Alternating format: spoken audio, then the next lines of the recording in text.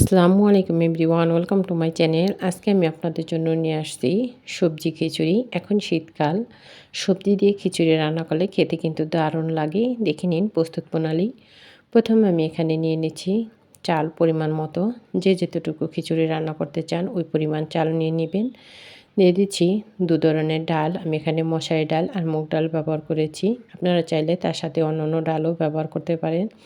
নিয়ে নিচ্ছি সবজি, আলু, ফুলকপি, সিম, গাজর, মিষ্টি কুমড়া,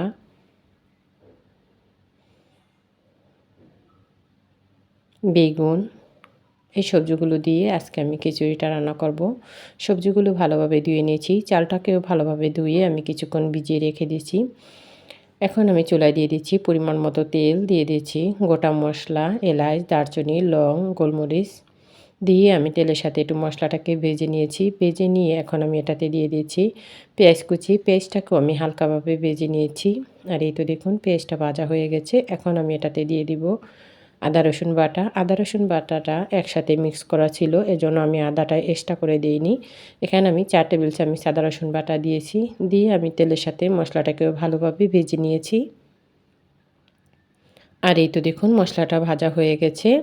আমি একটু নেড়েচেড়ে নিচ্ছি। নেড়েচেড়ে নিয়ে এখন আমি দিয়ে দিচ্ছি স্বাদ মতো লবণ, দিয়ে দিচ্ছি 1.5 টেবিল চামচ হলুদ গুঁড়ো, 2 টেবিল চামচ মরিচ গুঁড়ো।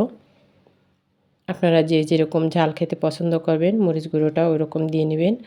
দিয়ে আমি মশলাটা ভালোভাবে নেড়েচেড়ে নিচ্ছি, তেলের সাথে ভেজে নিচ্ছি। এ পর্যায়ে আমি কোনো পানি অ্যাড করিনি। মশলাটা ভালোভাবে ভেজে নিয়ে আমি এটাতে দিয়ে দিচ্ছি কিছু তেজপাতা, দিয়ে দিচ্ছি সামান্য একটু পানি। পানিটা দিয়ে এখন আমি মশলাটাকে ভালোভাবে কষিয়ে নিয়েছি। মশলাটা কষিয়ে নিয়ে এখন আমি এটাতে দিয়ে দিয়েছি সবজিগুলো দিয়ে এখন আমি দিয়েছি ধুয়ে রাখা চালটাও দিয়ে দিচ্ছি। দিয়ে এখন আমি সবগুলো উপকরণ একসাথে মিক্স করে নিচ্ছি। এই তো দেখুন এভাবে আমি সবগুলো উপকরণ একসাথে মিক্স করে নিচ্ছি। মিক্স করে নিয়ে এটাকে আমি ভালোভাবে একটু ভেজে নিব। সময় নিয়ে একটু নেড়েচেড়ে আমি চালটাকে ভেজে নেব। এভাবে কিছুক্ষণ পর পর আমি নেড়েচেড়ে দিচ্ছি যাতে মশলাটা নিচে লেগে না যায়। আর এই তো দেখুন কিছুক্ষণ আমি চালটাকে ভেজে নিয়ে এখন আমি দিয়ে দিচ্ছি ফুটন্ত গরম পানি। খিচুড়িতে গরম পানিটা দিলে বেশি ভালো হয়। পানিটা দিয়ে আমি একটু নেড়েচেড়ে নিচ্ছি। নেড়েচেড়ে নিয়ে এখন আমি ঢাকনা দিয়ে ঢেকে রেখে দিব বলক আসা পর্যন্ত। আর এই তো আমি ঢাকনা দিয়ে ঢেকে রেখে দিয়েছি। কিছুক্ষণ পরে ঢাকনাটা খুলে আবারও আমি একটু নেড়েচেড়ে নিচ্ছি। আর এই তো খিচুড়িটা বলক চলে আসছে। এখন এই পর্যায়ে আমি দিয়ে দিচ্ছি কিছুটা কাঁচামরিচ। এখানে কাঁচামরিচটাকে আমি হালকা একটু ফালি করে নিয়েছি। নিয়ে আবারও আমি কিছুক্ষণ একটু নেড়েচেড়ে নিচ্ছি। আমার খিচুড়িটা আর একটু পানি দেওয়া লাগতো, এজন্য আমি আরও কিছুটা পানি দিয়ে নিয়েছি। আর এই তো দেখুন চালটা প্রায় সিদ্ধ হয়ে আসছে। আমি আবারও একটু নেড়েচেড়ে নিচ্ছি। এভাবে কিছুক্ষণ পর পর নেড়েচেড়ে নিতে হবে, তা না হলে খিচুড়িটা নিচে লেগে যাওয়ার সম্ভাবনা আছে। এ পর্যায়ে আমি দিয়ে দিচ্ছি কিছুটা জিরার গুঁড়ো। জিরার গুঁড়োটা দিয়ে আমি আবার একটু নেড়েচেড়ে দিচ্ছি খিচুড়িটার সাথে, যাতে জিরার গুঁড়োটা মিক্স হয়ে যায় ভালোভাবে। এখন আমি দিয়ে দিচ্ছি টমেটোগুলো আমি টুকরো করে নিয়েছি। টমেটো টুকরোটা দিয়ে আমি খিচুড়িটার সাথে আবারও একটু মিক্স করে নিচ্ছি। এভাবে কিছুক্ষণ পর পর আমি খিচুড়িটা নেড়েচেড়ে নিচ্ছিলাম।